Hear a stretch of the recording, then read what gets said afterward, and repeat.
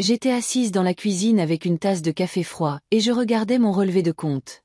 750 000 euros. Les chiffres semblaient presque irréels sur le papier blanc, mais je me souvenais d'où venait chaque montant significatif. 24 ans au service des ressources humaines chez Industrie du Rhône, qui fabrique des pièces pour climatiseurs. Pas le travail le plus passionnant, mais c'était stable, et je savais non seulement économiser de l'argent, mais aussi l'investir. Après mon divorce d'avec Richard, j'ai dû apprendre rapidement à gérer mes finances. Élise n'avait que 12 ans à l'époque, et il payait la pension alimentaire de manière sporadique jusqu'à ce qu'il disparaisse complètement de nos vies. Je me souviens d'être assise à cette même table de cuisine, à faire des recherches sur les investissements et à planifier un budget. J'achetais des vêtements dans des magasins d'usine, je cuisinais à la maison au lieu d'aller au restaurant et j'ai renoncé aux vacances coûteuses. Élise ne comprenait pas pourquoi nous ne pouvions pas nous permettre ce que ses camarades de classe avaient. Mais j'étais persévérante. J'ai commencé avec 500 euros par mois, en économisant tout ce qu'il me restait après mes dépenses nécessaires. J'ai acheté des actions de sociétés que je comprenais et j'ai investi dans des fonds indiciels. Lorsque les valeurs technologiques ont grimpé en flèche dans les années 1990, j'ai gagné plus que ce que j'avais gagné en plusieurs années de salaire. Puis il y a eu une récession, mais je n'ai pas paniqué. J'ai réinvesti les dividendes et j'en ai acheté davantage lorsque les prix ont chuté. En 2002, j'ai vendu l'appartement à Lyon que Richard et moi avions acheté et j'ai déménagé dans une maison plus modeste à Villeurbanne. La différence de prix, près de 300 000 euros, a également été investie. Élise était en colère à l'époque de devoir changer d'école et de quitter ses amis, mais je savais que je faisais le bon choix pour notre avenir. J'ai eu de la chance avec mon travail. Industrie du Rhône avait un bon programme de participation des employés aux bénéfices, et j'en ai profité pleinement. Lorsque l'entreprise a grandi et est entrée en bourse, le cours de l'action a augmenté plusieurs fois. De plus, j'ai été promue. J'ai commencé comme simple spécialiste des ressources humaines et maintenant j'étais responsable de tout le département. Ces dernières années, je gagnais environ 120 000 euros par an. Pas mal pour une responsable des ressources humaines dans une entreprise manufacturière. Je ne dépensais pas plus de 60 000 euros pour mes frais de subsistance et j'investissais le reste. Le marché immobilier lyonnais a également joué en ma faveur. La petite maison que j'ai achetée à Villeurbanne il y a 15 ans pour 200 000 euros en vaut maintenant plus de 500 000 euros. 750 000 euros était le résultat de 24 ans de planification, de discipline et de bonnes décisions. Mais le plus important, c'est que je me suis toujours souvenu pourquoi je le faisais. Je voulais donner à Élise ce que je n'avais pas eu quand j'étais jeune. La stabilité et la capacité de ne pas s'inquiéter pour l'argent. Une maison semblait être le cadeau parfait. Élise a épousé Nils il y a 3 ans et il louait un petit appartement dans un quartier pas terrible. Nils travaillait comme directeur des ventes dans une entreprise de pièces automobiles et gagnait environ 70 000 euros par an. Pas pauvre, mais pas assez pour un acompte sur un prêt immobilier. Et les prix de l'immobilier en France étaient tels que les jeunes couples devaient économiser pendant des années ou espérer l'aide de leurs parents. Je prévoyais de lui faire la surprise pour son anniversaire le mois prochain. Je l'imaginais lui tendant le chèque. Comme elle serait heureuse. Comme elle se sentirait enfin reconnaissante pour toutes ces années où j'ai fait des plans pour l'avenir au lieu de dépenser de l'argent pour des plaisirs momentanés. Peut-être qu'alors elle cesserait de me parler comme si je lui devais quelque chose. Élise a changé après son mariage. Avant, elle me demandait au moins comment allait le travail et s'intéressait à mes projets pour le week-end. Maintenant, nos conversations se limitaient à ce dont elle avait besoin. Elle avait besoin d'emprunter ma voiture, de garder l'enfant du voisin parce que leur baby-sitter habituel était malade, ou de préparer le dîner pour ses amis parce que leur cuisine était trop petite pour une fête. Nils n'est pas rentré du tout ce jour-là, disant qu'il rencontrait des amis. Quand il est revenu le soir et a vu l'appartement étincelant, il ne m'a même pas salué correctement. Il a marmonné quelque chose comme « Salut » et a immédiatement commencé à se plaindre à Élise qu'il n'y avait pas de bière dans le réfrigérateur. Autrefois, je me serais dit qu'il était juste fatigué, que les jeunes ont tendance à être un peu égoïstes, qu'ils grandiraient et apprendraient à apprécier ce que les gens font pour eux. Mais maintenant, en regardant se relever, j'ai réalisé que je ne faisais que trouver des excuses à leur comportement. 750 000 euros n'était pas seulement un chiffre sur un bout de papier. C'était le résultat de ma réflexion sur l'avenir tout au long de ma vie d'adulte, et pas seulement sur aujourd'hui. Chaque décision financière a été prise avec l'intention de donner à ma fille plus d'opportunités que je n'en avais eues. J'allais bientôt avoir 65 ans et je commençais à penser à la retraite. J'avais quelques économies dans un fonds de retraite, mais cela aurait suffi pour vivre très confortablement. J'avais toujours rêvé de voyager en Europe pour voir les endroits que je n'avais vus que dans les magazines ou d'acheter une petite maison au bord de l'océan où je pourrais regarder les couchers de soleil et ne pas penser au travail. Mais mon instinct maternel était plus fort que mes désirs personnels. Je voulais qu'Élise ait la stabilité que je n'avais pas à son âge. Je voulais qu'elle puisse planifier l'avenir sans se soucier du loyer et ne pas être à la merci des propriétaires. Avoir sa propre maison est une base sur laquelle on peut construire sa vie. Hier, elle a mentionné qu'elle et Nils avaient trouvé une belle maison à Caluire-et-Cuire, 3 chambres, un petit jardin et un garage pour 2 voitures.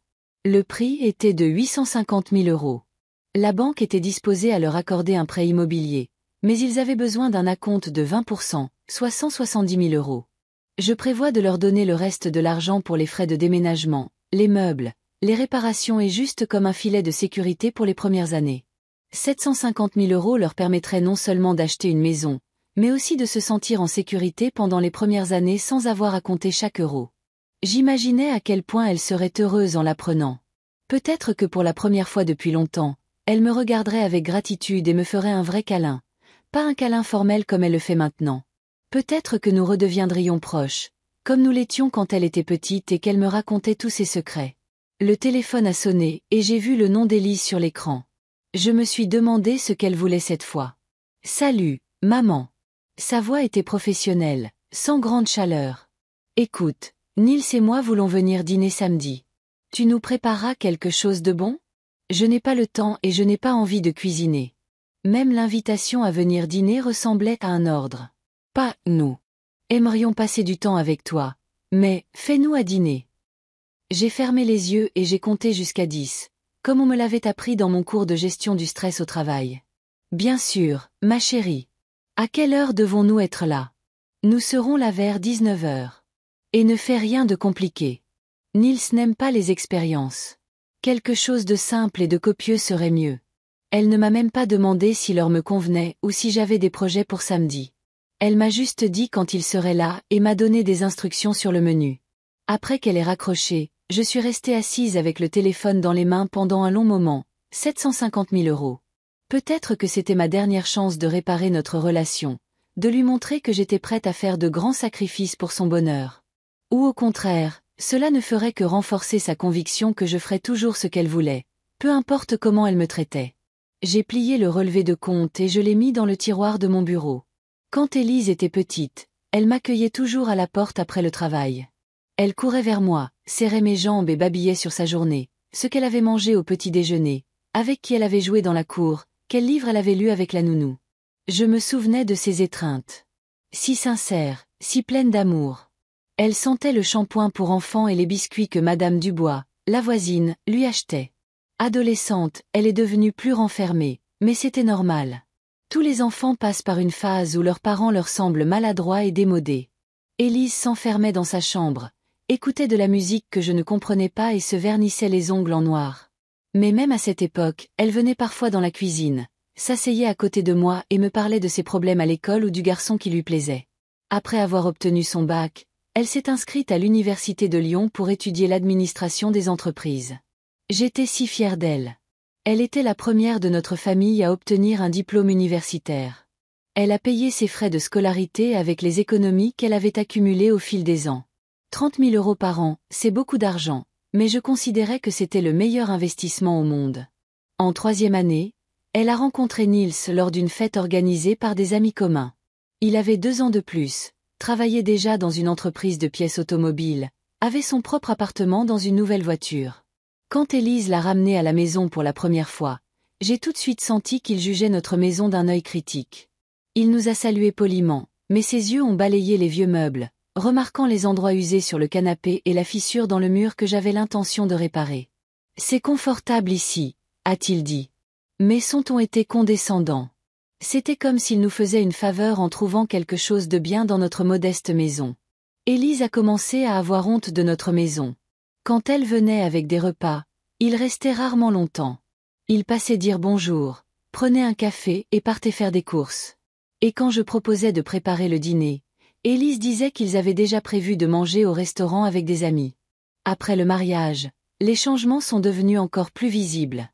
Élise et Nils ont loué un appartement dans un nouveau complexe avec une salle de sport et une piscine. J'étais heureuse qu'ils aient leur propre logement, mais j'ai été contrariée quand j'ai réalisé qu'ils s'attendaient maintenant à ce que je leur rende visite au lieu de m'inviter d'égal à égal. Je suis allée les voir pour la première fois une semaine après leur emménagement. Je voulais voir comment ils s'installaient et les aider à déballer. Mais Élise m'a accueillie avec les mots « Maman, s'il te plaît, enlève tes chaussures. Nous avons des tapis clairs et nous essayons de les garder propres. » Elle ne m'avait jamais demandé d'enlever mes chaussures chez elle. J'ai grandi dans une famille où les invités étaient les bienvenus et où on ne les mettait jamais mal à l'aise pour de si petites choses. Mais j'ai enlevé mes chaussures et j'ai passé toute la soirée en chaussettes, me sentant plutôt mal à l'aise. Ce jour-là, Nils m'a montré leurs nouveaux appareils, une immense télévision, une machine à café qui coûtait plus que mon salaire mensuel et un lave-vaisselle dernier cri. Il parlait de chaque achat avec fierté, expliquant pourquoi ce modèle particulier était meilleur que les autres. J'écoutais et hochais la tête, mais je sentais qu'il voulait m'impressionner pour montrer qu'il vivait mieux que moi. « Tu n'as pas de lave-vaisselle à la maison, n'est-ce pas ?» a-t-il demandé comme s'il ne connaissait pas la réponse. « C'est tellement pratique. Tu mets la vaisselle sale dedans, tu appuies sur un bouton et 1 heure plus tard, tout est propre. Tu devrais penser à en acheter un. » Élise a souri et a ajouté « Oui, maman. C'est un très bon investissement. Tu gagnerais tellement de temps. »« Maman, tu n'as rien à faire samedi, n'est-ce pas ?» disait-elle quand elle me demandait de venir nettoyer avant l'arrivée de leurs invités. C'était comme si mes projets n'avaient pas d'importance, comme si ma vie tournait autour de ses besoins. Nils soutenait cette attitude. Quand je venais t'aider, il se comportait comme le maître de maison qui avait engagé une femme de ménage.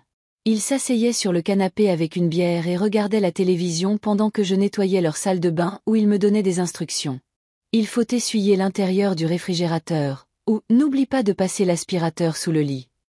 Élise ne l'arrêtait pas et ne disait pas que c'était mal. Au contraire, elle semblait aimer la façon dont il se comportait, comme si cela prouvait qu'il était un vrai homme qui savait donner des ordres. Ma fille me défendait si quelqu'un me disait quelque chose de désagréable à l'école, si un professeur était injuste ou si les voisins se plaignaient du bruit que nous ne faisions pas. Élise avait toujours été de mon côté, et maintenant elle permettait à son mari de me traiter comme une servante.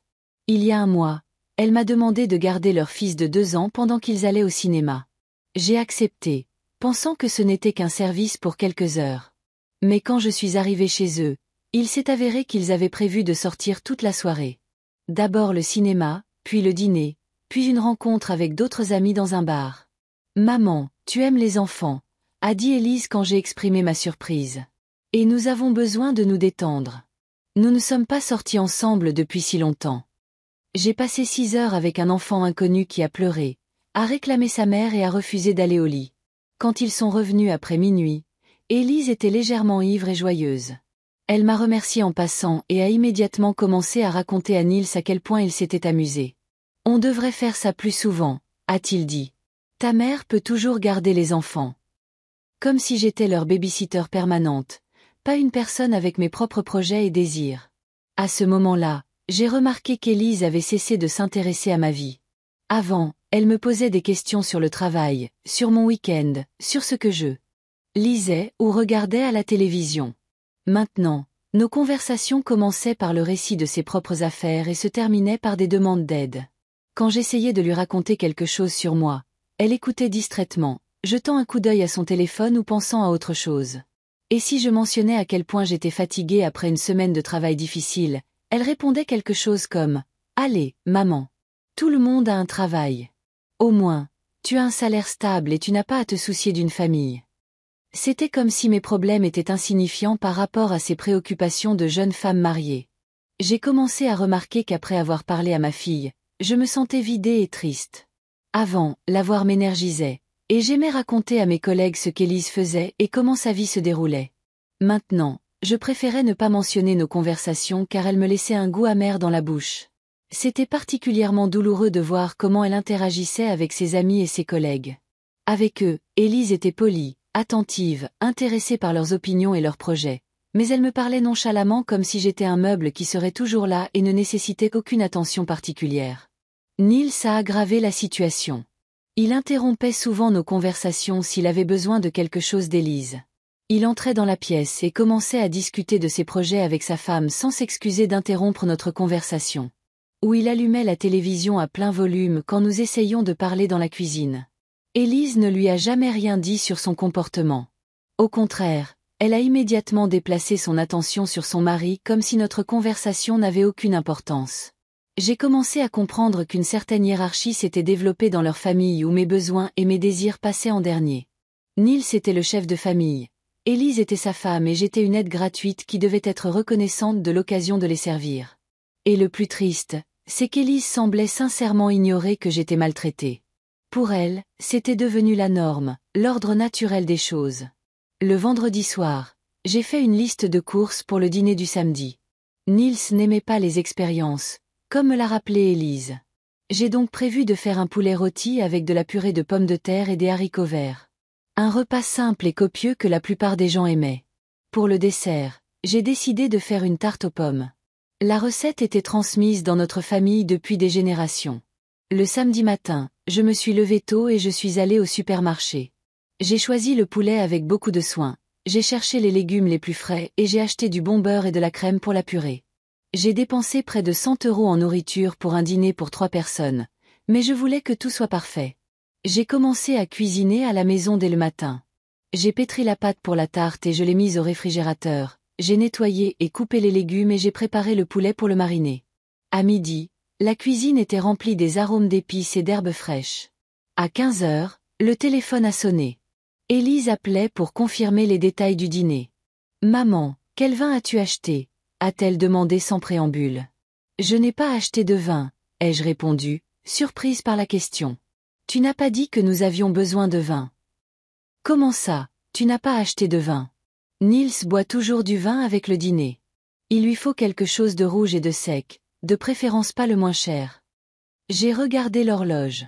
Il serait à la maison dans 4 heures et les magasins étaient encore ouverts. « D'accord, ma chérie. Je vais faire un saut au magasin et prendre du vin. »« Et une autre chose, maman, » a-t-elle poursuivi. « Nils ne mange pas la peau du poulet. Enlève-la avant de le servir. Et assure-toi que la purée est lisse. Il est très difficile sur la texture. » Je cuisinais du poulet depuis des décennies et je savais faire une purée lisse, mais je me suis tue. Élise parlait sur un ton comme si elle instruisait une cuisinière inexpérimentée et mettait des serviettes en tissu sur la table, pas en papier. Nils dit que les serviettes en papier sont un signe de mauvais goût. Après l'appel, je suis allée au magasin de vin et j'ai choisi une bouteille de vin rouge à 30 €. Le vendeur m'a assuré que c'était un bon Cabernet Sauvignon qui irait bien avec la viande. J'ai également acheté des serviettes en tissu dans un magasin voisin. Mes anciennes me semblaient maintenant insuffisamment élégantes. Quand je suis rentrée à la maison, j'ai continué à cuisiner. J'ai enlevé la peau du poulet comme Élise l'avait demandé, même si je savais que cela rendrait la viande plus sèche. J'ai préparé la purée avec un soin particulier, en passant les pommes de terre au tamis pour m'assurer qu'il n'y avait pas de grumeaux. À 18 h, la table était mise. J'ai sorti ma plus belle vaisselle, qui était habituellement conservée dans le placard et utilisée uniquement pour les grandes occasions. Les assiettes blanches avec des bords dorés, que j'avais achetées il y a de nombreuses années en solde, mais que j'avais gardées pour les occasions importantes. J'ai disposé de nouvelles serviettes et j'ai placé un petit vase avec des fleurs du jardin au centre de la table. J'ai vérifié le salon une dernière fois. J'ai gonflé les coussins du canapé, j'ai épousseté la table basse et j'ai passé l'aspirateur sur le tapis. Tout devait être parfait. À 18 h, je me suis changée pour mettre ma plus belle robe et je me suis maquillée. Je me suis regardée dans le miroir et j'ai pensé que j'avais l'air assez présentable pour une femme de mon âge. Peut-être qu'Élise apprécierait enfin mes efforts. À 19 h précises, la voiture de Nils s'est garée devant la maison. J'ai regardé par la fenêtre et je les ai vus sortir. Élise dans une nouvelle robe que je n'avais jamais vue auparavant. Nils en chemise et pantalon. Ils avaient l'air d'aller au restaurant, pas chez une mère pour le dîner. J'ai ouvert la porte avec un sourire, prête à les serrer dans mes bras. Mais Élise est immédiatement passée devant moi dans le salon. « Oh, maman, pourquoi fait-il si chaud ici ?» furent ses premiers mots. « Peux-tu allumer la climatisation ?» Nils ne supporte pas l'air étouffant. « Bien sûr, ma chérie. » ai-je répondu et je suis allée régler la température. Nils a suivi sa femme, m'a salué d'un signe de tête et s'est assis sur le canapé sans enlever ses chaussures. Il a sorti son téléphone et a commencé à lire quelque chose, ignorant ce qui se passait autour de lui. « Qu'est-ce qu'on mange ?» a demandé Élise en jetant un coup d'œil vers la cuisine. Ça sent bon, mais n'est-ce pas un peu trop épicé? Nils a l'estomac sensible. Je cuisinais du poulet avec les mêmes épices que d'habitude. Un peu de romarin, de thym et de poivre noir. Rien d'épicé ou d'inhabituel, mais je n'ai pas discuté. Si tu veux, je peux servir du riz à la place des pommes de terre, ai-je proposé. Non, les pommes de terre, c'est bien, a répondu Élise, en continuant à regarder autour du salon. Pourquoi y a-t-il des fleurs? Nils est allergique. Mieux vaut les enlever. J'ai emmené le vase de fleurs dans la chambre, même si Nils était assis à l'autre bout de la pièce et ne les avait même pas regardés. Mais si Élise disait qu'il était allergique, il valait mieux ne pas prendre de risques. J'ai regardé son assiette. La purée était parfaitement lisse. J'avais passé plus d'une demi-heure à lui donner la bonne consistance. Je pense qu'ils sont bien, ai-je répondu prudemment. Non, il y a certainement un grumeau ici, a insisté Élise en pointant sa fourchette sur la surface parfaitement lisse. Nils ne mangera pas ça. Nils n'avait même pas goûté la purée, mais il a hoché la tête en accord avec sa femme. Y a-t-il autre chose? A-t-il demandé. Des pâtes ou du riz? Je suis allée à la cuisine et j'ai rapidement fait cuire du riz pendant qu'il mangeait de la salade et se plaignait que les légumes n'étaient pas assez frais. J'avais acheté les tomates ce matin-là dans le même magasin que d'habitude, mais Élise a insisté sur le fait qu'elles étaient un peu molles. Quand j'ai servi le riz, Nils l'a goûté et a dit « Eh bien, c'est mieux. Bien que tu aurais pu ajouter un peu d'huile, c'est trop sec. » J'ai apporté l'huile, puis la sauce soja, qu'il a demandé 5 minutes plus tard. Puis plus de pain parce qu'il n'y en avait pas assez. J'ai fait des allers-retours entre la cuisine et la salle à manger, répondant à une demande après l'autre pendant qu'ils étaient assis et discutaient de leurs projets pour la semaine à venir. « Où est le vin ?»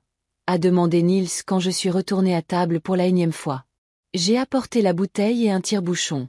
Il a ouvert le vin, a reniflé le bouchon avec une expression sérieuse comme un vrai sommelier, et a pris une gorgée. Pas mal, a-t-il remarqué avec condescendance. Bien que je boive habituellement des variétés plus chères, mais ça ira pour un dîner à la maison. Élise a également goûté le vin et a été d'accord avec son mari. Oui, c'est tout à fait normal. Maman, tes verres sont un peu petits. Le vin rouge a besoin de grands verres pour pouvoir respirer. Je n'avais que les verres qui étaient sur la table. Je ne collectionnais pas les verres à vin et je ne connaissais pas toutes ces subtilités. J'en achèterai des appropriés la prochaine fois, ai-je promis. Et aussi, a ajouté Élise, le vin rouge doit être servi à température ambiante. Celui-ci était trop froid. J'avais conservé le vin dans un endroit frais comme me l'avait conseillé le vendeur. Mais apparemment, mes connaissances en matière d'alcool étaient insuffisantes pour de tels connaisseurs. J'ai passé toute la première moitié du dîner debout, apportant une chose après l'autre. Quand je me suis finalement assise pour manger, mon poulet avait déjà refroidi. Je me sentais moins comme une hôtesse accueillant de chers invités que comme une serveuse dans un restaurant essayant de satisfaire des clients difficiles. Pendant ce temps, Élise racontait à Nils des histoires sur ses collègues, ignorant complètement ma présence. Ils discutaient de personnes que je ne connaissais pas, d'endroits où je n'étais pas allée, de projets qui ne m'incluaient pas. Je suis restée assise en silence, hochant la tête de temps en temps quand l'un d'eux me demandait d'apporter quelque chose de la cuisine. Nils a fini son 2e verre de vin et s'est penché en arrière sur sa chaise, se caressant le ventre. L'alcool lui avait clairement délié la langue car il a commencé à parler plus fort et avec plus d'assurance. Élise le regardait avec admiration comme s'il exprimait des pensées particulièrement intelligentes. « Tu sais, ma chérie, a-t-il dit à sa femme, mais assez fort pour que j'entende chaque mot. Ta mère est une bonne cuisinière, mais on voit qu'elle n'a pas l'habitude de la grande cuisine. » Je me suis figée, la fourchette à la main. La grande cuisine. J'avais cuisiné toute ma vie, nourri ma famille, étudié des livres de cuisine, expérimenté des recettes. Que voulait-il dire par « grande cuisine » ? Oui, j'ai remarqué, a acquiescé Élise. Maman a toujours cuisiné assez simplement, pas comme dans les restaurants où nous allons. Il parlait de moi à la 3e personne, comme si je n'étais pas à table. J'étais assise à 1,5 mètre d'eux, mais il discutait de mes talents culinaires comme si je ne pouvais pas les entendre. « Prends cette tarte, a poursuivi Nils en pointant sa fourchette sur un morceau de dessert aux pommes à moitié mangé. La pâte est lourde et la garniture est sucrée.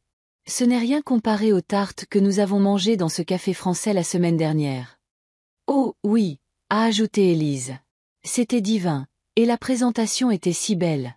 Ici. A-t-elle jeté un coup d'œil autour de la table. Tout a l'air si fait maison, si simple. J'ai passé toute la journée à préparer ce dîner. J'ai acheté les meilleurs ingrédients, j'ai cuisiné du matin au soir et j'ai essayé de tout rendre parfait. Et ils étaient assis là et comparaient mes efforts à des restaurants chers où un dessert coûtait autant que ce que j'avais dépensé pour tout le dîner. Et de toute façon, a fait une pause Niels pour prendre une autre gorgée de vin. On voit qu'elle ne connaît rien aux tendances culinaires modernes. Tout est si démodé. Maman cuisine toujours à l'ancienne, a hoché la tête Élise. J'ai essayé de lui parler de nouvelles techniques, mais elle est conservatrice. Conservatrice. J'ai cuisiné ce que je savais cuisiner et ce que les gens aimaient. Du poulet, des pommes de terre, des pâtisseries maison. C'était de la nourriture normale et saine. Mais à en juger par leur conversation, j'étais désespérément dépassée et je ne comprenais pas ce qu'était la vraie cuisine. Et ces plats sont très simples, a remarqué Niels en prenant une assiette et en l'examinant à la lumière. On voit qu'ils ne sont pas chers. Mes parents ont un service de table allemand, fait à la main. Ça, c'est de la qualité. Mes plats m'avaient fidèlement servi pendant plus de 15 ans.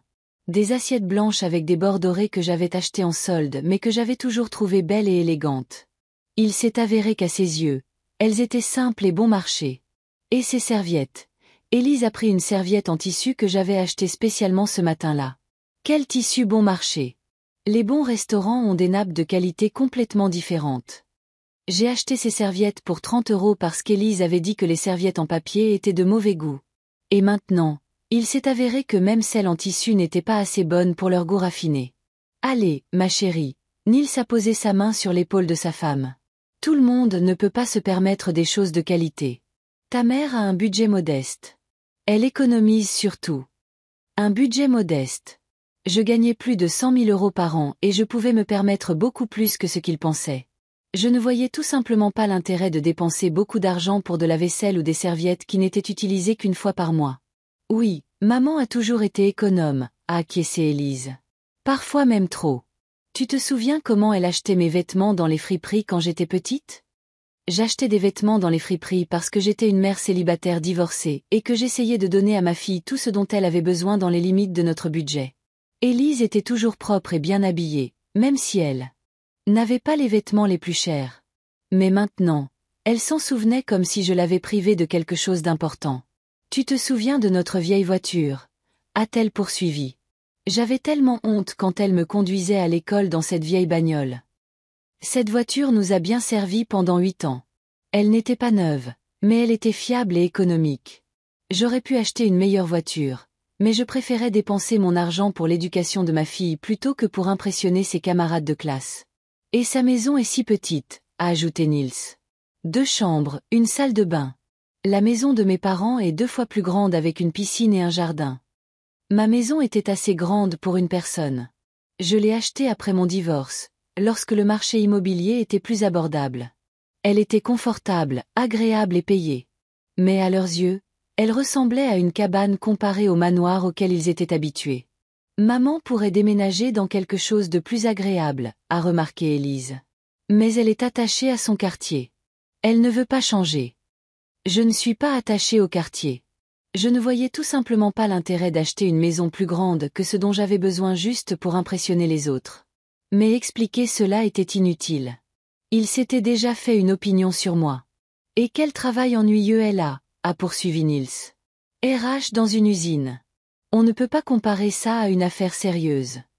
Une affaire sérieuse? Il vendait des pièces automobiles et je dirigeais le service des ressources humaines d'une grande entreprise manufacturière de 300 employés. Mon travail exigeait des connaissances en droit du travail, en psychologie et en gestion du personnel. Mais dans son esprit, c'était ennuyeux et pas sérieux. Maman n'a jamais eu d'ambition, a acquiescé Élise.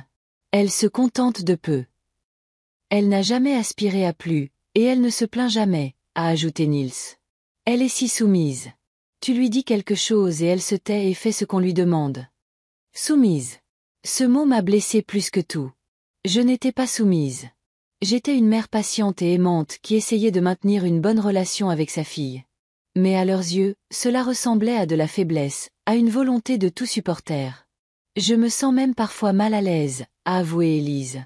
Tu lui demandes de faire quelque chose, et elle court immédiatement pour le faire. Elle n'essaie même pas de dire qu'elle a ses propres choses à faire. Gênée.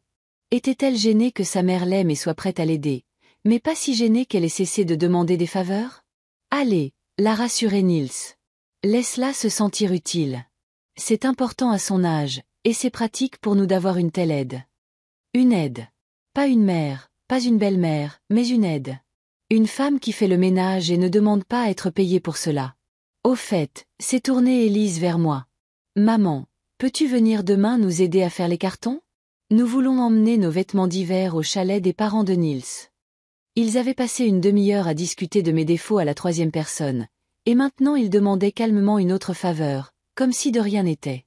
Comme s'ils n'avaient pas dit ces choses sur moi alors qu'ils étaient assis à ma table et mangeaient ma nourriture. Eh bien, maman, a répété Élise. Tu es libre demain, n'est-ce pas? Je les ai regardés tous les deux. Niels, qui était affalé sur sa chaise avec un verre de vin, attendant que j'accepte de passer mon jour de congé gratuitement, à les aider à déménager. Élise, qui me regardait avec la même expression que l'on donne à un serviteur, attendant qu'il accepte de faire quelque chose pour vous. À ce moment-là, quelque chose a cliqué en moi. J'ai réalisé que je ne pouvais plus le supporter. Je ne pouvais plus rester assise et les écouter discuter de ma vie, de ma maison, de mon travail sur un ton aussi méprisant. Je ne pouvais pas prétendre que c'était normal d'être une aide commode qui apparaissait à leur demande et disparaissait quand ils n'avaient plus besoin de moi. 750 000 €. L'argent que j'avais économisé pendant des années pour aider ma fille. L'argent qui était censé être un symbole de mon amour et de mon attention. Et elle était assise là avec son mari, se moquant de ma pitié. Maman. Élise a froncé les sourcils quand elle n'a pas obtenu de réponse immédiate. Tu m'entends? Peux-tu venir demain? J'ai lentement posé ma fourchette sur mon assiette et je l'ai regardée. Un plan se formait déjà dans ma tête. Pas seulement refuser d'aider demain, mais quelque chose de plus.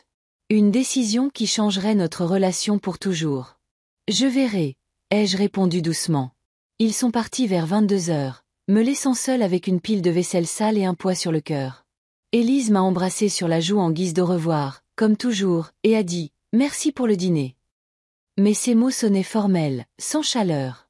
Niels a marmonné quelque chose comme « C'était bien », et s'est dirigé le premier vers la voiture. J'ai fermé la porte derrière eux et je me suis appuyée contre elle, fermant les yeux.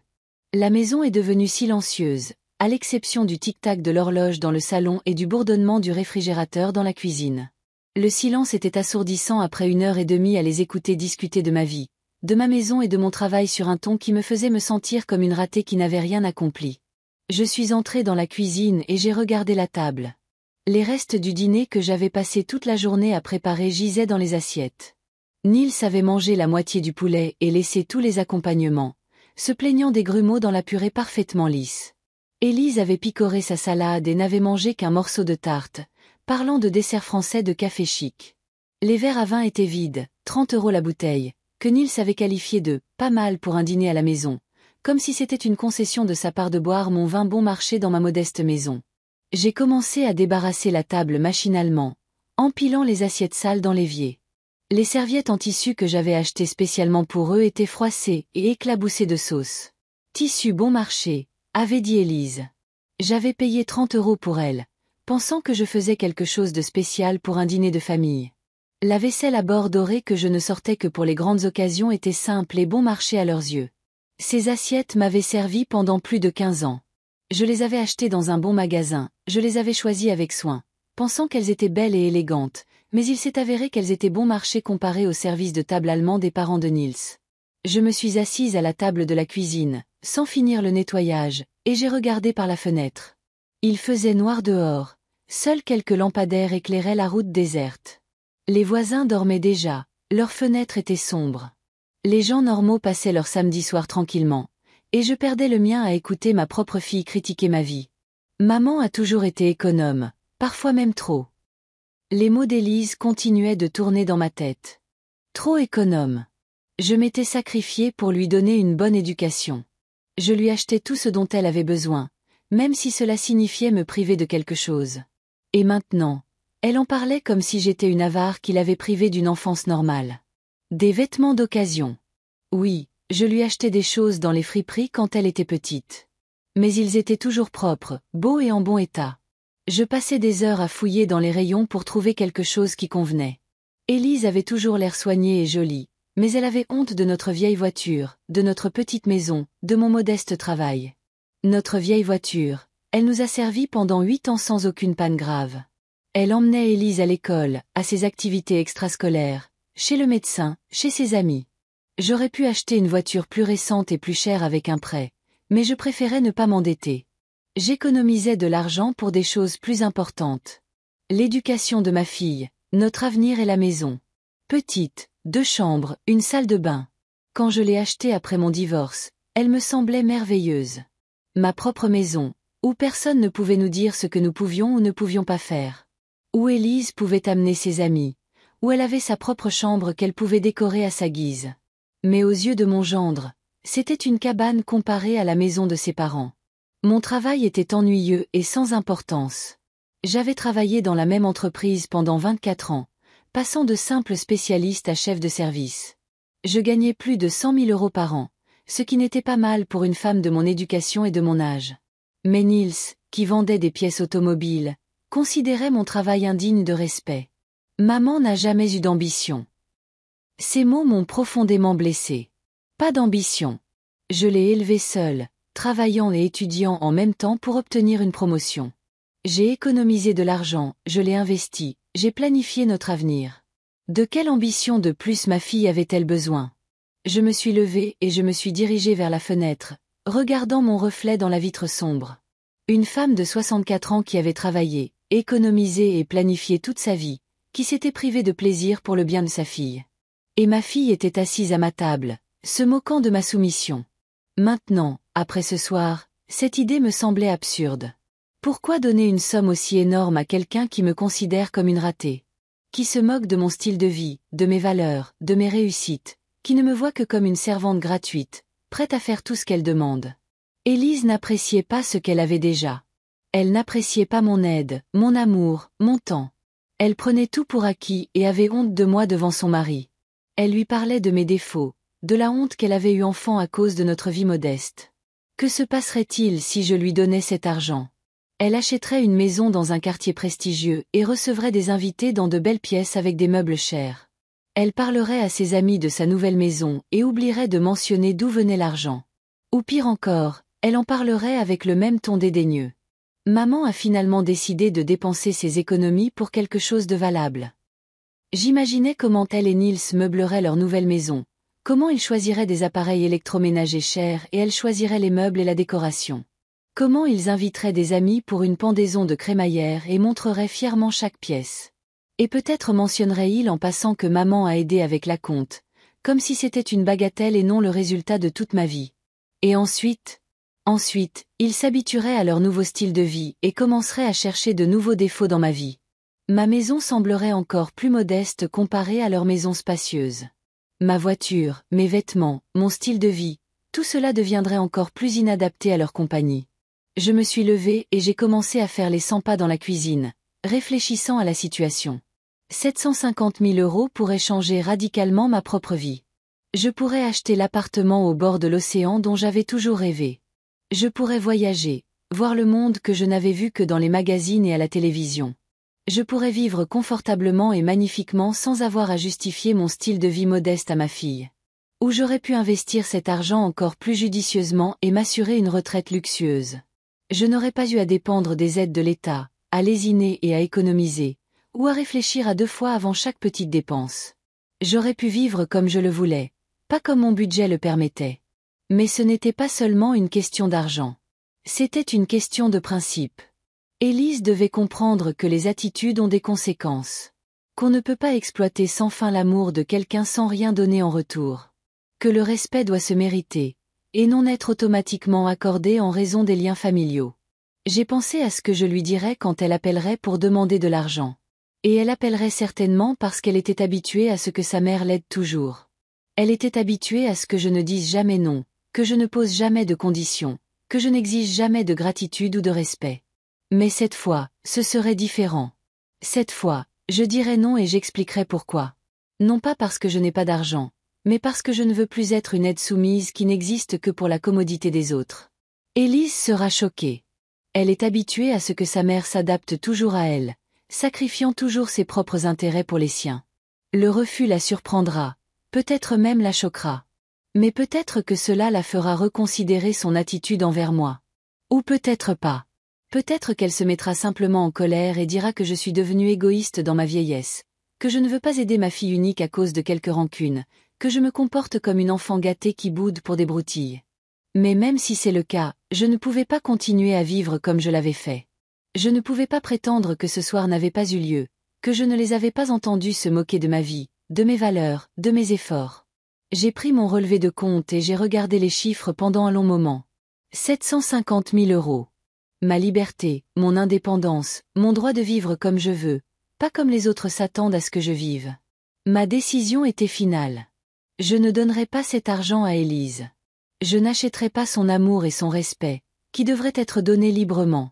Je ne la récompenserai pas pour avoir permis à son mari de m'humilier dans ma propre maison. La vaisselle sale était toujours dans la cuisine, mais j'ai décidé de laisser le nettoyage pour demain. J'en avais assez fait pour aujourd'hui. J'avais cuisiné, nettoyé et enduré l'humiliation.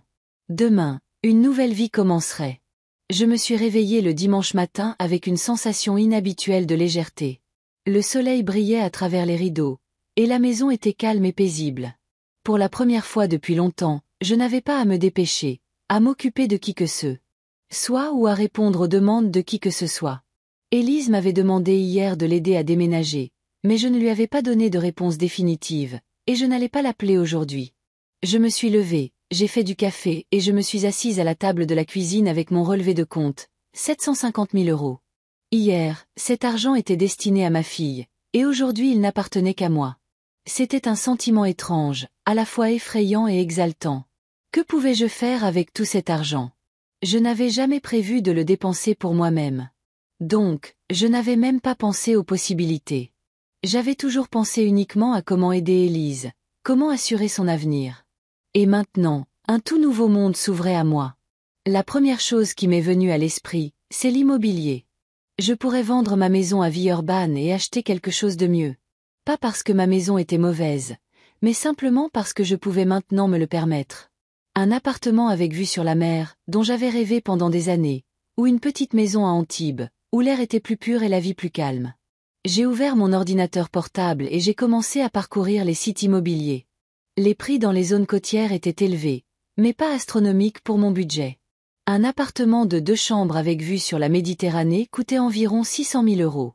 En ajoutant l'argent de la vente de ma maison, je pourrais me permettre quelque chose de vraiment bien. J'imaginais me lever le matin et la première chose que je verrais, c'est la mer bleue s'étendant jusqu'à l'horizon. J'imaginais boire du café sur le balcon, en écoutant le bruit des vagues. J'imaginais me promener sur la plage à n'importe quelle heure de la journée, quand je le voulais. Personne n'appellerait avec des demandes. Personne ne critiquerait mon choix de meubles ou de vaisselle. Mais l'immobilier n'est pas la seule option. J'ai toujours rêvé de voyager. Au fil des ans, j'ai accumulé beaucoup de jours de congé, mais je les ai rarement utilisés. Soit je ne voulais pas dépenser d'argent pour des voyages, soit Élise avait besoin d'aide à ce moment-là. Mais maintenant, je pouvais me permettre de voir le monde. L'Europe. J'avais toujours voulu aller en Europe, mais je repoussais sans cesse ce rêve à un jour. L'Italie avec son art et son architecture, la France avec ses régions viticoles et ses anciens châteaux, l'Espagne avec son climat chaud et sa riche histoire. Je pourrais passer plusieurs mois à voyager lentement de pays en pays, m'arrêtant où je le voulais. J'ai ouvert le site d'une agence de voyage et j'ai commencé à regarder les offres. Une croisière d'1 mois en Méditerranée coûtait 25 000 euros pour une cabine de luxe. Ce prix m'avait semblé astronomique auparavant, mais maintenant il semblait tout à fait raisonnable. Un circuit privé en Toscane avec hébergement dans des villas historiques coûtait 15 000 euros pour 2 semaines. Un voyage au Japon pendant la saison des cerisiers en fleurs était de 12 000 euros. Je pourrais dépenser 50 ou même 100 000 euros en voyage et il me resterait encore une somme décente. De toute ma vie, je n'avais pas dépensé autant pour des vacances que je pouvais maintenant dépenser en un an. Et j'aurais pu investir l'argent de manière encore plus agressive, non pas dans des fonds indiciels conservateurs comme je l'avais fait auparavant, mais dans quelque chose de plus risqué, mais potentiellement plus rentable. Des actions dans des entreprises technologiques, de l'immobilier dans des zones en développement, peut-être même des start-up. À mon âge, je pouvais me permettre de prendre plus de risques, surtout si je ne prévoyais pas de laisser un héritage à une fille ingrate. J'ai pris un carnet et j'ai commencé à noter des idées. Une nouvelle maison au bord de la mer améliorerait ma qualité de vie et pourrait être louée si j'en avais assez. Les voyages réaliseraient des rêves de longue date, fourniraient de nouvelles expériences et élargiraient mes horizons. Les investissements offriraient une croissance potentielle du capital et une indépendance financière. Et je pourrais faire les choses que j'avais toujours remises à plus tard. Apprendre les langues que je voulais apprendre. Prendre des cours de peinture ou de musique. M'inscrire à des cours de photographie et les combiner avec des voyages. L'Université de Lyon avait des programmes pour les étudiants adultes. On pouvait obtenir un master en histoire de l'art ou en histoire de l'éducation. C'est étrange que je n'y ai pensé que maintenant. Toute ma vie, j'ai investi dans l'éducation de ma fille, mais j'ai en quelque sorte oublié la mienne. Après l'école, je suis allée directement travailler parce que j'avais besoin d'argent. Puis le mariage, un enfant, le divorce. Il n'y avait pas de temps pour les études. Mais maintenant, j'avais du temps et de l'argent aussi. Je m'imaginais étudiante à 64 ans, assise dans un amphithéâtre au milieu de jeunes gens, étudiant l'histoire de l'art ou l'archéologie. Ridicule peut-être. Mais pourquoi pas? Qui a dit que l'éducation n'était que pour les jeunes? Le téléphone a sonné, interrompant mes pensées. L'écran s'est allumé avec le nom d'Élise. J'ai regardé l'horloge. Il était 11 heures du matin. Elle appelait probablement à propos de ma demande d'aide pour le déménagement d'hier. Je n'ai pas répondu. Laisse-la attendre. Laisse-la comprendre que maman n'est pas toujours disponible au pied levé. Que j'ai mes propres choses à faire, mes propres projets, ma propre vie. 5 minutes plus tard, le téléphone a sonné à nouveau. C'était encore et encore Élise. Je n'ai pas répondu. À la 3e sonnerie, un message est arrivé. Maman, pourquoi ne réponds-tu pas? Nous t'attendons. Nous devons être là avant midi. Ils m'attendaient. Ils n'ont même pas demandé si j'étais d'accord pour aider. Ils ont simplement supposé que je viendrais comme toujours, que leur mère obéissante laisserait tout tomber et irait porter leur carton. J'ai répondu, désolé, je ne peux pas aujourd'hui. J'ai des choses à faire. La réponse est venue presque instantanément. Quelle chose? C'est ton jour de congé. Nous comptions sur toi. Quelle chose? Dois-je rendre des comptes à ma fille sur la façon dont je passe mon temps? Puis-je avoir des projets personnels qui ne sont pas liés à ses besoins? Je n'ai pas répondu au message. J'ai coupé le son de mon téléphone et je suis retournée à mes projets. Une voiture. Ma voiture n'était pas aussi vieille que le disait Élise, mais je pourrais acheter quelque chose de mieux. Pas pour impressionner qui que ce soit, juste pour mon propre plaisir. Une voiture confortable pour voyager avec un bon système audio et des sièges confortables. Des vêtements. J'avais toujours acheté des choses pratiques et peu coûteuses. Maintenant, je pouvais me permettre des vêtements de qualité qui dureraient longtemps et qui seraient beaux. Pas nécessairement des marques de créateurs, mais quelque chose de mieux que ce que j'achetais dans les magasins ordinaires. La santé. À mon âge, cela devenait de plus en plus important. Je pouvais voir les meilleurs médecins, faire un bilan de santé complet et prendre des mesures préventives. Peut-être engager un entraîneur personnel pour rester en forme ou m'inscrire à des soins réguliers dans un spa. La maison. Même si je ne la vends pas, je peux la rénover. Je peux moderniser la cuisine, que je n'ai pas changée depuis 10 ans. Je peux remplacer les vieilles fenêtres par des fenêtres à haut rendement énergétique. Je peux aménager le jardin, peut-être même installer une petite piscine, qui a été si critiquée. Je me suis levée et j'ai fait le tour de la maison en la regardant avec de nouveaux yeux. Pas les yeux d'une fille qui ne voyait que des défauts, mais les miens. La maison était confortable, agréable et payée.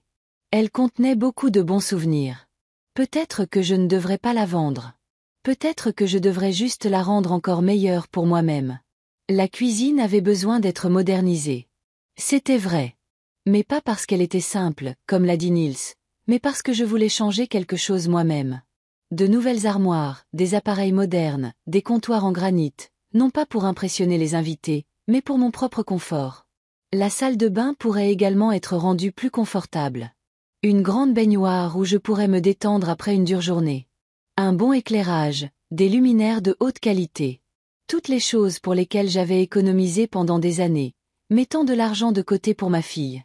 Le salon, le canapé, que Niels a critiqué pour ses endroits usés, avait vraiment besoin d'être remplacé. Non pas parce que j'en avais honte, mais parce qu'il était devenu inconfortable. Je pourrais acheter de beaux meubles qui dureraient longtemps et qui seraient agréables à regarder.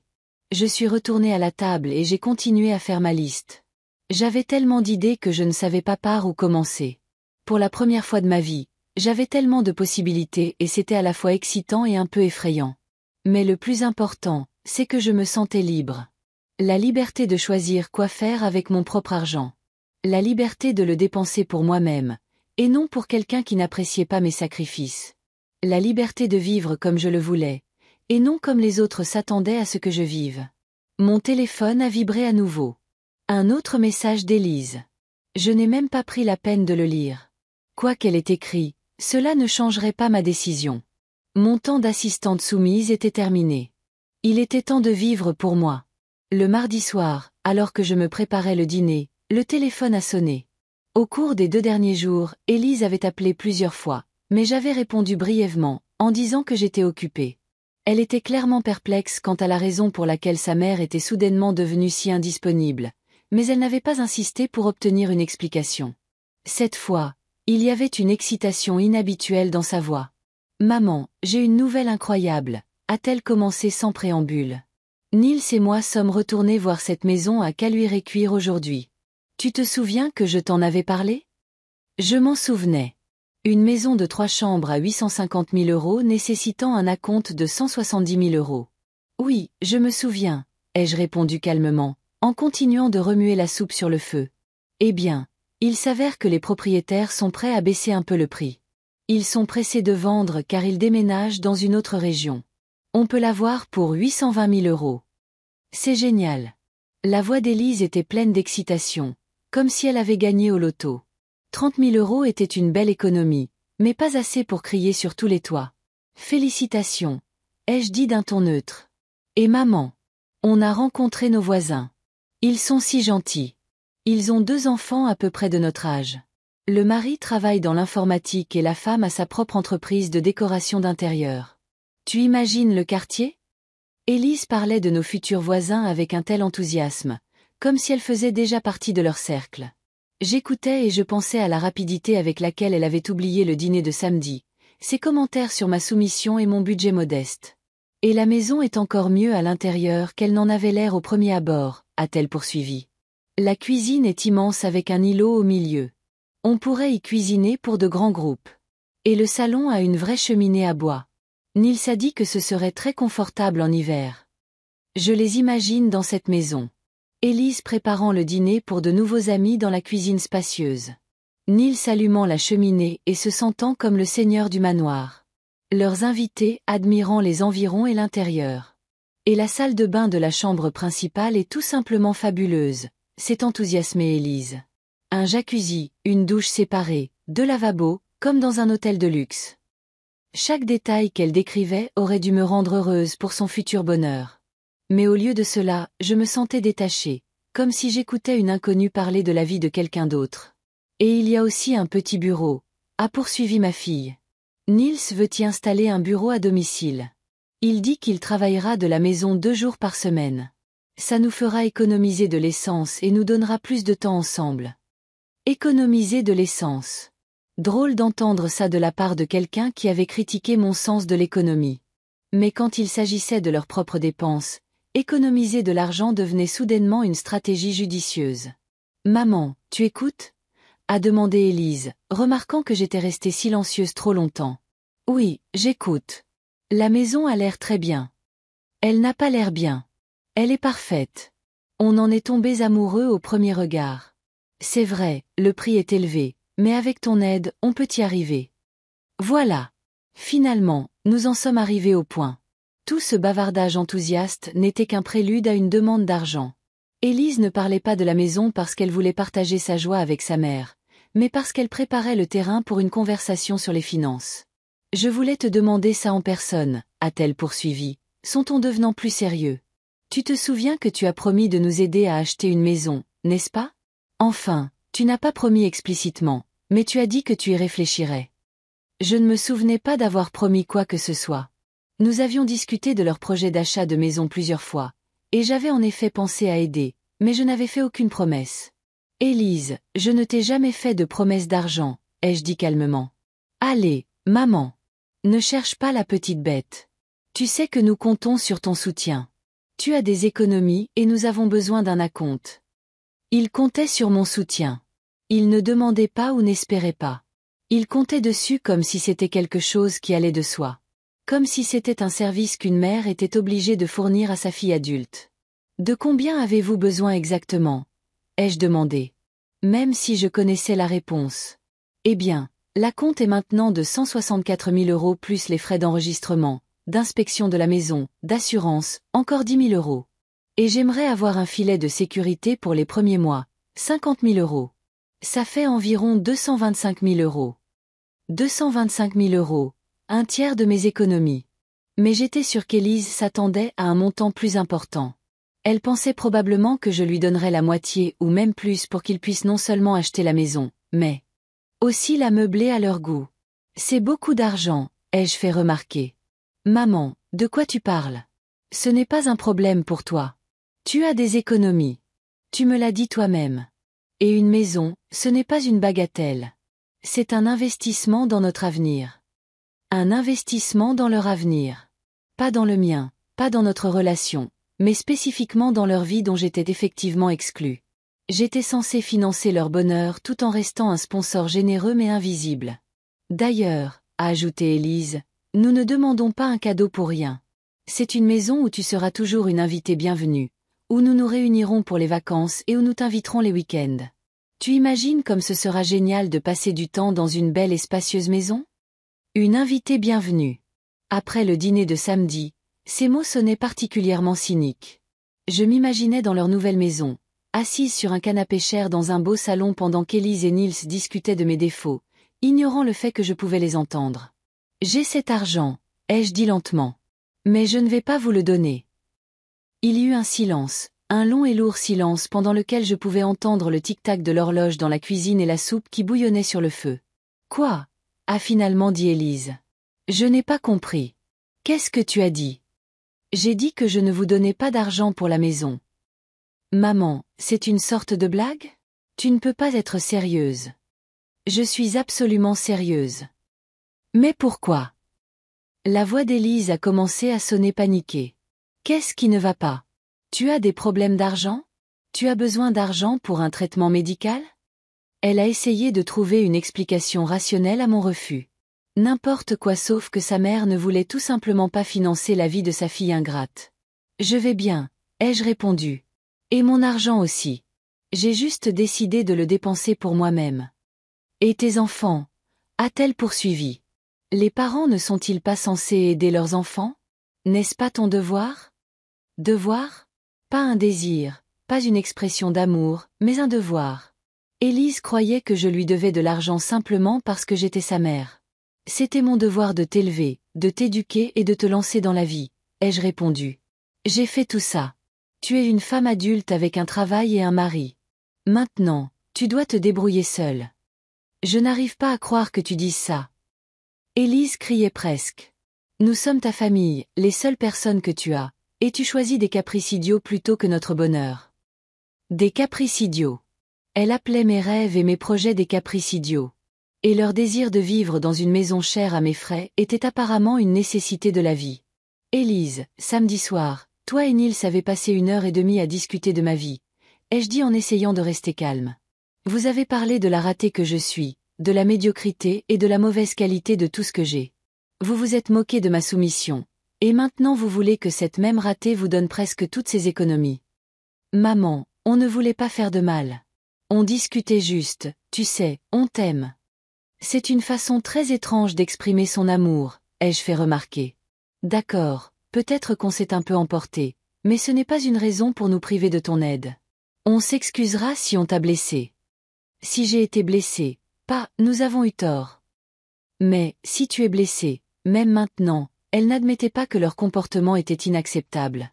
Élise, la décision est prise, ai-je dit fermement, il n'y aura pas d'argent. Maman, a-t-elle pleuré? Tu ne peux pas faire ça. On a déjà conclu un accord avec les vendeurs. On comptait sur toi. Vous n'auriez pas dû compter sur nous. Vous auriez dû demander d'abord, puis faire des projets. Tu ruines nos vies. La voix d'Élise tremblait de rage. Tu es prête à détruire notre avenir à cause de quelques sentiments blessés. Je ne ruine rien. Je ne finance tout simplement pas vos projets. Trouvez un autre moyen d'acheter une maison. Il n'y a pas d'autre moyen. La banque ne nous accordera pas de prêt pour la totalité du montant. Il nous faudra des années pour économiser pour la compte. Alors vous devrez économiser comme des millions d'autres personnes le font. Élise s'est tue. Je pouvais entendre sa respiration lourde et je savais qu'elle essayait de trouver un argument qui me ferait changer d'avis. « Maman », a-t-elle finalement dit d'un ton plus doux, « rencontrons-nous et parlons calmement. Je viendrai et nous discuterons de tout. Peut-être qu'il y a eu un malentendu. » « Il n'y a pas de malentendu, ai-je répondu. Tout est très clair. Alors je ne sais pas quoi dire. La voix d'Élise est devenue très basse. Je n'aurais jamais pensé que tu étais capable d'une telle cruauté. Cruauté. J'étais cruelle parce que j'ai refusé de donner à ma fille presque toutes mes économies après qu'elle m'ait humiliée dans ma propre maison. Au revoir, Élise, ai-je dit et j'ai raccroché. Le téléphone a sonné à nouveau immédiatement. Mais je n'ai pas répondu. Puis plusieurs messages sont arrivés que je n'ai pas lus non plus. J'ai éteint le téléphone et je suis retournée à mon dîner. Le soleil se couchait dehors, baignant la cuisine d'une douce lumière dorée. J'étais assise seule à table et je mangeais la soupe que je m'étais préparée. Personne ne critiquait son goût. Personne ne demandait du sel ou autre chose. Pour la première fois depuis de nombreuses années, j'ai senti que ma vie n'appartenait qu'à moi. 3 semaines s'étaient écoulées depuis cette conversation avec Élise. Elle a appelé plusieurs fois et envoyé des messages, mais je n'ai pas répondu. Une fois, elle est même venue à la maison, s'est tenue à la porte et a sonné pendant une demi-heure. J'étais à la maison, mais je n'ai pas ouvert la porte. Par la fenêtre, je pouvais la voir faire les 100 pas sur le porche, regarder par les fenêtres, essayant de savoir si j'étais à l'intérieur. Finalement, elle a laissé une note dans la boîte aux lettres. C'était une longue lettre expliquant comment elle et Nils avaient perdu la maison de leur rêve à cause de mon égoïsme, comment ils avaient dû chercher des options moins chères dans un quartier moins prestigieux, comment elle ne pouvait pas comprendre ce qui m'était arrivé et pourquoi j'étais devenue si froide. J'ai lu la lettre une fois et je l'ai jetée. Les mêmes vieilles plaintes, la même conviction qu'une mère doit se sacrifier pour ses enfants adultes. Aucune compréhension du fait que son comportement était inacceptable. J'ai réussi à accomplir beaucoup de choses en ces 3 semaines. J'ai commencé petit. Je me suis inscrite à des cours d'italien dans un centre communautaire. 2 fois par semaine, le soir, j'étais assise dans une salle de classe avec des étudiants de tous âges et j'étudiais les bases de la grammaire. Le professeur, une jeune femme d'une trentaine d'années née à Milan, parlait non seulement de la langue, mais aussi de la culture, des traditions et des particularités de la vie en Italie. Au début, je me sentais mal à l'aise. Il y avait des gens de différents âges dans le groupe, mais la plupart étaient plus jeunes que moi. Il y avait plusieurs étudiants, de jeunes couples mariés qui préparaient des vacances et un homme d'âge moyen qui allait ouvrir un restaurant italien. J'étais l'une des plus anciennes étudiantes, mais après quelques cours, la gêne a disparu. Il s'est avéré que l'âge n'a pas d'importance quand tout le monde apprend quelque chose de nouveau. Les jeunes ne me regardaient pas bizarrement et ne se demandaient pas pourquoi j'étais là. Pour eux, j'étais juste une autre étudiante comme les autres. Au 3e cours, nous avons étudié le thème de la famille et des relations. Le professeur a demandé à chacun de parler de sa famille en italien en utilisant de nouveaux mots. Quand ce fut mon tour, j'ai dit quelques phrases simples. Mi chiamo Gloria. Ho una figlia. Abita à Lyon. Mon nom est Gloria. J'ai une fille. Elle habite à Lyon. Le professeur a hoché la tête et est passé à l'étudiant suivant. Personne ne m'a demandé pourquoi je n'en disais pas plus sur ma fille ou ne sait enquis de notre relation. Pour eux, c'était juste un exercice de langue, pas une occasion de poser des questions sur ma vie personnelle. Après le cours, je suis allée dans une agence de voyage près du centre. J'ai passé un long moment à regarder les offres pour l'Italie et à interroger le responsable sur les différentes options de voyage. Finalement, j'ai choisi un circuit de 3 semaines dans le nord du pays. Rome, Florence, Venise, le lac de Côme. Ce n'était pas un voyage de groupe avec un itinéraire fixe, mais un voyage individuel avec des hôtels pré-réservés et la possibilité de planifier chaque jour indépendamment. Le voyage coûtait 12 000 €. Auparavant, une telle somme me semblait astronomique pour des vacances. J'avais l'habitude de dépenser au maximum quelques milliers d'euros pour les vacances, et même cela était rare. Mais maintenant, cet argent ne semblait pas excessif. C'était un investissement dans mes propres impressions, dans une expérience qui resterait avec moi pour toujours. Le responsable de l'agence de voyage, une femme de mon âge nommée Carole, a parlé du voyage avec enthousiasme. Elle était allée plusieurs fois en Italie elle-même et connaissait de nombreux détails pratiques. Votre âge est le moment idéal pour voyager, a-t-elle dit en me montrant des photos d'hôtels. Les enfants sont grands, et le travail ne vous attache pas tant que ça à un seul endroit. Vous pouvez vous permettre des vacances plus confortables sans lésiner sur chaque petite chose. Carole ne connaissait pas les détails de ma situation, mais ses paroles reflétaient un point de vue commun. À 64 ans, une femme a le droit de penser à elle-même et pas seulement aux besoins de sa famille. C'est normal et naturel, pas un signe d'égoïsme, comme le croyait Élise. J'ai versé un acompte pour le voyage et j'ai reçu un itinéraire détaillé. Le vol était dans 2 mois, début mai, quand il faisait déjà chaud en Italie, mais pas encore trop. C'était assez de temps pour me préparer, rafraîchir mes connaissances linguistiques et étudier les itinéraires et les sites. À la maison, j'ai sorti un atlas et je l'ai étalé sur la table de la cuisine. J'ai passé un long moment à regarder la carte de l'Italie, marquant les villes que je prévoyais de visiter. J'ai lu sur l'histoire de chaque endroit, ce qu'il fallait voir et où séjourner. C'était comme planifier un grand projet, seulement beaucoup plus agréable que les tâches professionnelles.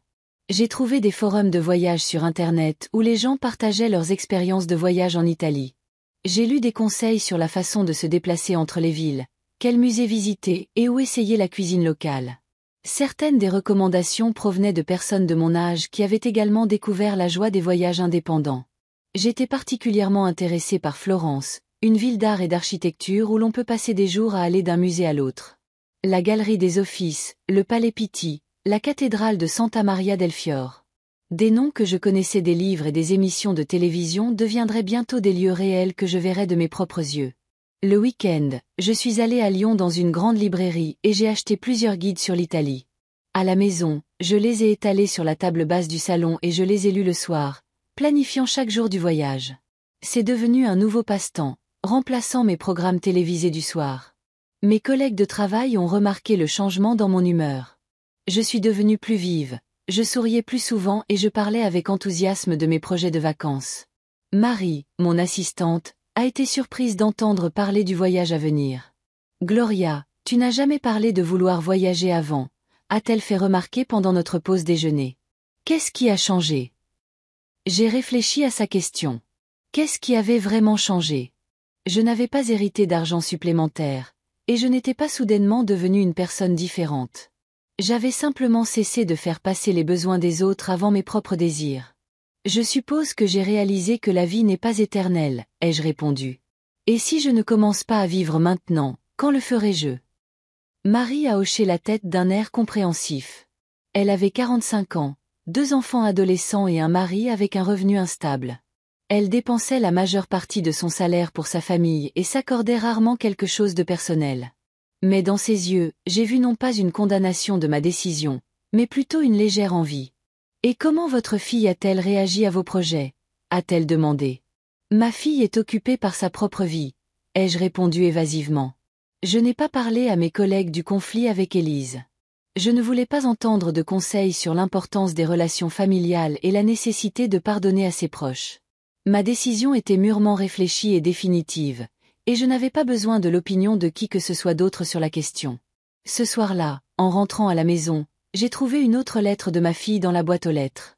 Cette fois, elle était courte, juste quelques lignes. Élise écrivait que je lui manquais et qu'elle voulait rétablir notre relation. Elle disait qu'elle était prête à s'excuser pour tout ce qu'elle avait fait pour me blesser et me demandait de lui donner une chance de réparer les choses. J'ai relu la lettre plusieurs fois. Il n'y avait pas de plainte ou d'accusation antérieure, seulement une demande de réconciliation. Peut-être qu'Élise a vraiment compris qu'elle avait tort. Ou peut-être a-t-elle simplement décidé de changer de tactique, en espérant qu'une approche plus douce serait plus efficace. Mais même si elle était sincère, cela ne changeait pas l'essence du problème. Notre relation était construite sur l'inégalité, où je sacrifiais toujours mes intérêts pour ses besoins. Même après la réconciliation, nous retournerions très probablement au même schéma de comportement. J'ai plié la lettre et je l'ai mise dans le tiroir de mon bureau à côté de mon relevé de compte. Peut-être qu'un jour, Élise et moi pourrons construire une nouvelle relation basée sur le respect mutuel. Mais tant qu'elle ne sera pas prête à m'accepter comme une égale plutôt que comme une assistante commode, la communication entre nous est impossible. Le lendemain, je suis allée à la banque pour obtenir une carte pour mon voyage.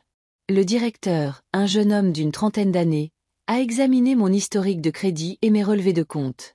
Vous avez une excellente discipline financière, a-t-il fait remarquer avec respect. On ne voit pas souvent des économies comme celle-ci à votre âge. J'ai économisé de l'argent toute ma vie, ai-je répondu. Et maintenant, vous avez décidé de le dépenser pour vous-même. C'est une bonne décision. Beaucoup de gens économisent toute leur vie et n'ont ensuite pas le temps de profiter des fruits de leur travail. Ces paroles sonnaient comme une approbation de mon choix. L'employé de banque qui avait l'habitude de travailler avec les finances des gens pensait qu'il était normal qu'une femme de mon âge dépense ses économies pour ses propres besoins. Après avoir obtenu une carte de crédit, je suis allée au centre commercial pour faire des achats pour mon voyage. Une nouvelle valise, des chaussures confortables pour les longues promenades, des vêtements légers pour le temps chaud. Dans le magasin de vêtements, une vendeuse, une femme de mon âge, m'a aidé à choisir des articles. « Vous voyagez seule ?»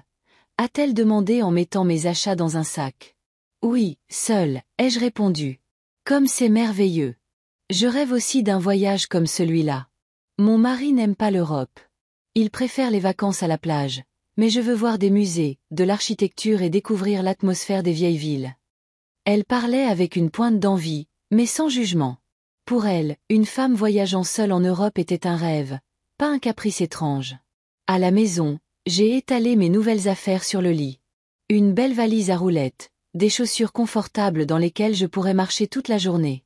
Des blouses et des pantalons légers. Tout cela attendait un voyage qui serait le début d'un nouveau chapitre de ma vie. Je suis allée à la fenêtre et j'ai regardé la rue. Les voisins arrosaient leur pelouse.